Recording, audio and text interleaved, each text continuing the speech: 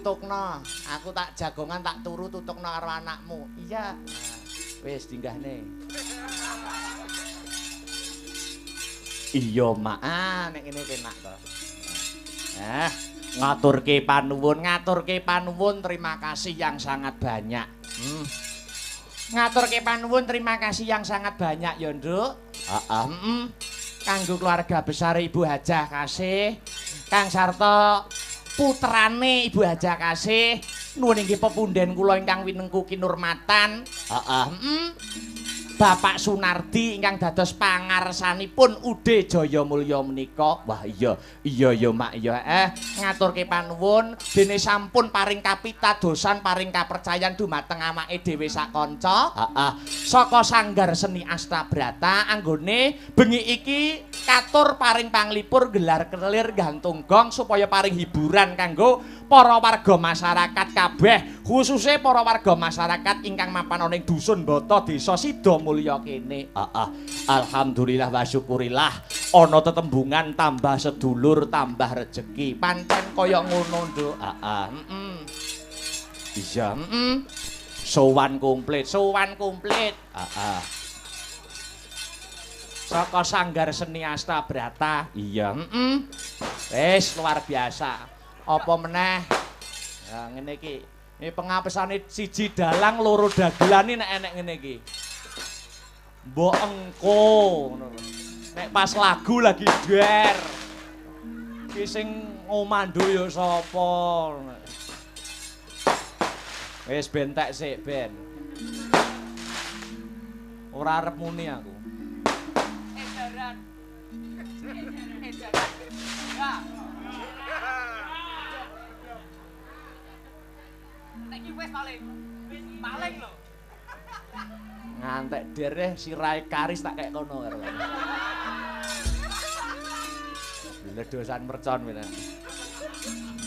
Ya, sowan komplit. Saka Sanggar Seni Astabrata. Ya, alhamdulillah. Dasare apa nek Ibu Hajah Kasih kuwi Ibu Hajah Kasih kuwi ya kuwi anggone ngenekke rutinan. Anggone ngenekke rutinan tiap tahun gelar kelir gantung gong ngenekke wayangan kuwi ora mung dalang-dalang sing ibarate lokal nanging dalang-dalang para pepunden dalang para senior sing kulina ditimbali atur panglipur ana ing kene. Ngono. Ibarate awake dhewe ning kene iki nggur ngempek eyom ya kuwi ngalah berkahe Ibu Hajah Kasih. Lah iya sing kulina ngasta cempurit ana ing kene para dalang-dalang senior, para pepunden-pepunden dalang. Iya, para pepunden-pepunden dalang. Tur menehe Ibu Hajah Kasih kuwi ora fanatik nyang dalang, sing penting wayang. Oh, ngono. Siapapun dalange sing penting wayangane. Ngono. Alhamdulillah ya, Mak. Alhamdulillah. Ya. Dene mung awake dhewe dalang saka desa, dalang saka dusun ibarate adoh ratu cerak watu, sing akeh kekurangane tinimbang keluyane ning bisa nampa kapercayan sing gedhe supaya melu klungsu melu udu. Ya kuwi nderek ngregengake kahanan Kang Sarto Swasana ingkang mapan ana ing Ude Jayamulya kang bengi iki ngadani adicara ya kuwi acara tasyakuran tutup giling pabrik gula ana ing kene. Luar biasa. Iki jane sing Ude Jayamulya iki, iki mitra kerjane ya kuwi sing dalam sektor pertanian utawa tebu no. Oh tebu. Kuwi mitra kerjane. Ngono. Luar biasa. Ewadene armada truk gandenge kuwi duweni cacah 20 armada. Oh ngono. Luar biasa. Kabeh disembadani. Ternyatane priyayine Ibu Hajah Kasih kuwi piyayi sing prasaja. Oh ngono. Apa anane? Tuku kendaraan sing mewah. Ibaratnya piro wae regane iki jane iso ning priyayine sederhana sak putra-putrane kabeh sederhana apa anane ngono. Alhamdulillah sing dagu ki ngono prasaja luwih prayoga. Mula didongake awake dhewe ora bisa matur apa-apa ya Mak. ning kene sing baku melu ndedonga. Heeh. Biyung ndongake apa kanggo keluarga besar Ude Jayamulya, khususe keluarga besar Ibu Hajah Kasih Sagutrah, Bapak Sunardi kang bengi iki wis kasembadan nganakake wayangan. Dongaku Mbah Nyumili kok, Nduk. Mbah Nyumili ya. Muga-muga sak rampunge ringgitan seluruh rangkaian adicara pagelaran wayang kulit ya muga-muga keluarga besar ingkang mapan ning Ude Jayamulya dapat selangkah lebih maju dari tahun-tahun sebelumnya. Sumrambahe kanggo keluarga besar Ibu Hajah Kasih Sagutrah pinaringan ayem tentrem berkah barokah pinaringan rejeki ingkang kathah melimpah. Rejeki ingkang kathah melimpah tur kebak marang barokah. Satemah Ude Jayamulya dapat selangkah lebih maju, dapat maju dan sukses untuk kedepannya. Allahumma amin, amin, amin ya robbal alamin. Hasbuna Allah wa ni'mal wakil.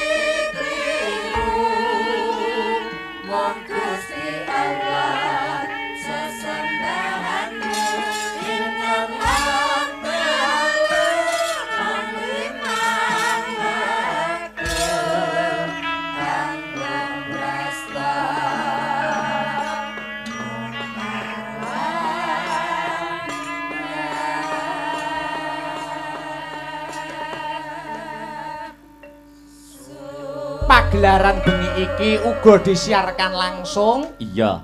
Lumantar ya kuwi channel YouTube awake dhewe Asta Brata Media. Oh ngono Dadi sing ora bisa kepareng rawuh ana ing TKP utawa lokasi, iya. Bisa memantau lumantar channel YouTube awake dhewe ya kuwi Asta Brata Media. Ngono Dadi iki sing nderek ndedonga kanggo keluarga besar Ude Jayamulya, ora mung penonton pamiyarsa sutresna budaya ingkang mapan ana ing lokasi ya, Mak. Ora ketambahan sing ana ing live streaming sing memonitor lumantar channel YouTube uga melu ndongake keluarga besare Ibu Hajah Kasih. Alhamdulillah wa syukurillah ya. Apa meneh pagelaran wayang kang sarta dunia pertanian kuwi sangat erat kok. Oh ngono 70% wayang iso ngrembaka merga sektor pertanian. Oh ngono Apa neh ana ing laladan kuthaku Kotangin Kadipaten Nganjuk kono? Iya. Kuwi aja ta desa. Desa kuwi kapirang pirang-pirang dusun, setiap dusun kuwi wae ngenekke wayangan. Oh ngene Nganjuk awake dhewe. Semono uga ning Kediri kene ya, Mak. Mesti tak kira ya semono uga. Lah iya. Kamangka bersih dusun, bersih desa, sedekah bumi, apa wae jenenge nyadran. Kuwi syukure para tani, anggone nyukuri hasil panen. Mula sektor pertanian kuwi sangat erat karo lumadine ngrembakane budayane awake dhewe khususe wayang kulit. Lah iya, iya ya Mak ya ngaturke panuwun.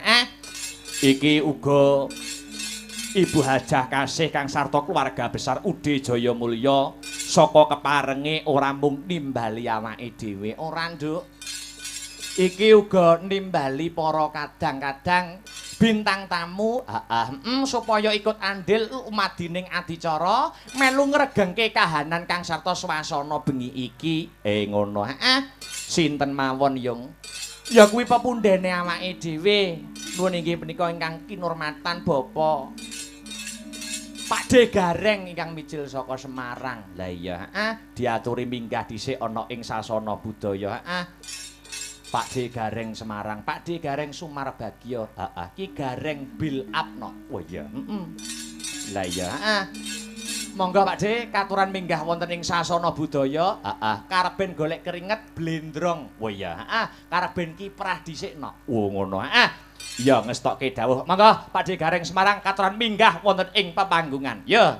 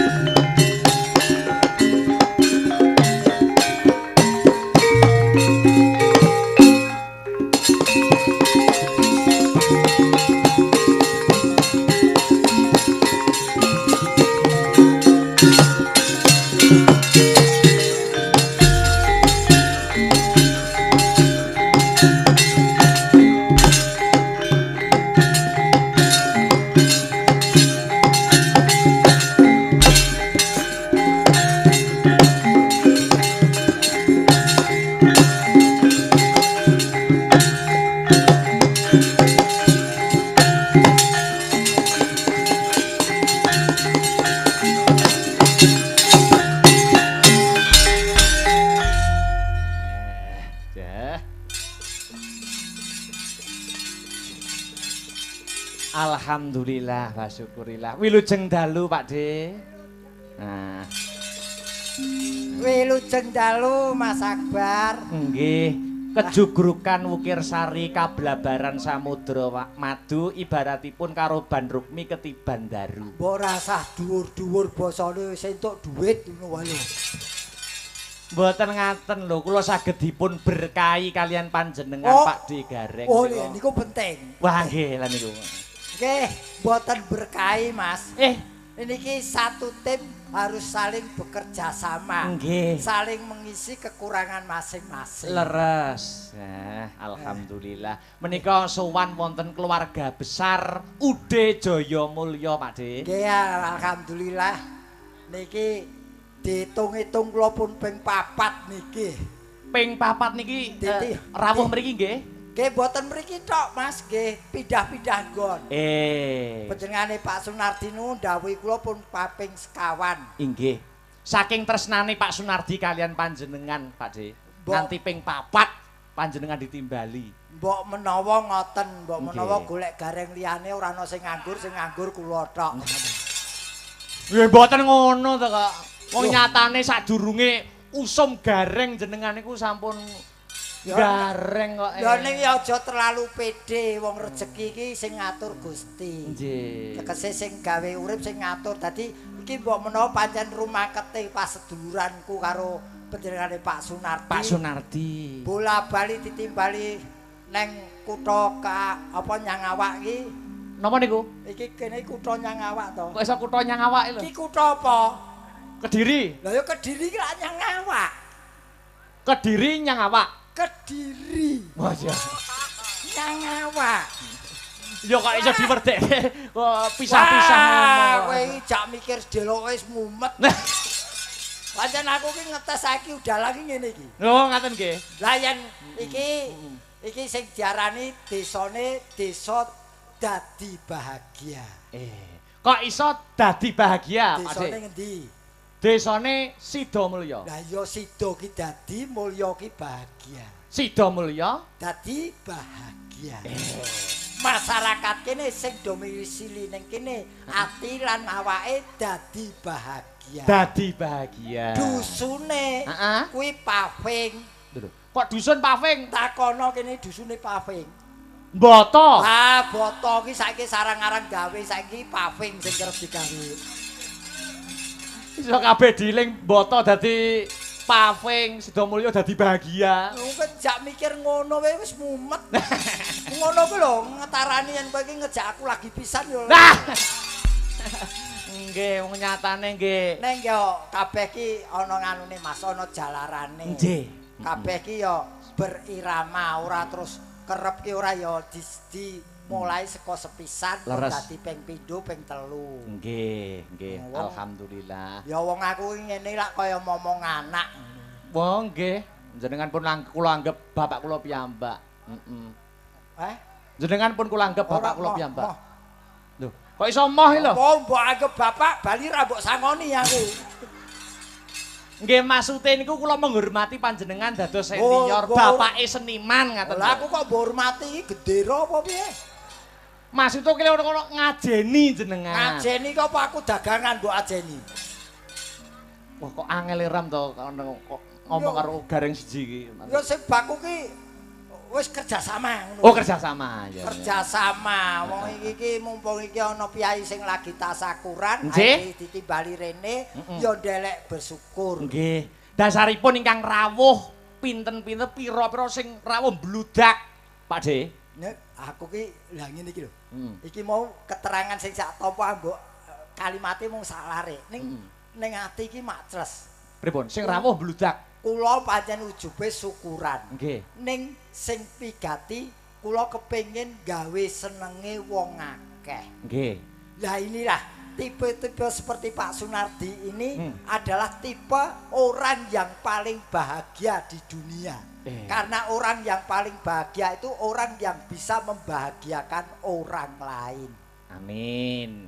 Tuladanipun Pak Sunardi menika nggih. Nggih. Lah terus kepiye to wong tak takoni, lah niki ragate lho akeh.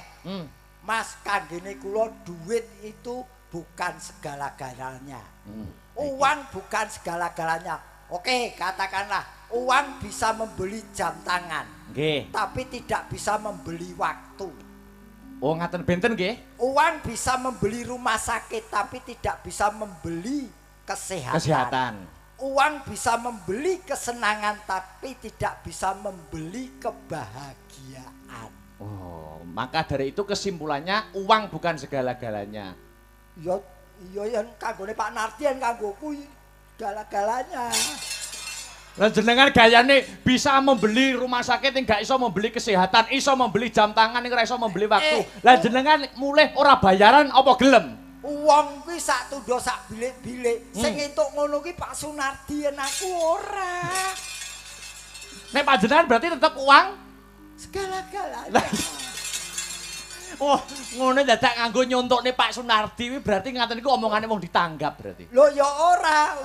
Iki prinsip sing bener. Oh, prinsip sing bener. Nah, aku